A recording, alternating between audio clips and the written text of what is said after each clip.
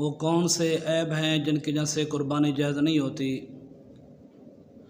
تو سب سے پہلے کوئی ایسا جانور کہ جو 4 تھنوں والا ہوتا ہے، اس کا اگر 2 تھنوں میں سے دودھ آتا ہے، 2 سے نہیں آتا، اس کی بھی قربانی جائز نہیں ہے۔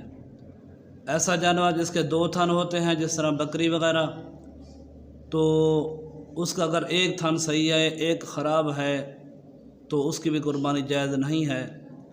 کوئی ایسا جانور جس کے سینگ اتنے ٹوٹ چکے ہوں کہ ان کا اثر دماغ تک پہنچ چکا ہو، اس کی بھی قربانی جائز نہیں ہے۔ ایسا جانور جس کے دانت اتنے ٹوٹ چکے ہوں، گر چکے ہوں کہ جن سے وہ چارہ نہیں کھا سکتا، تو اس کی بھی قربانی جائز نہیں ہے۔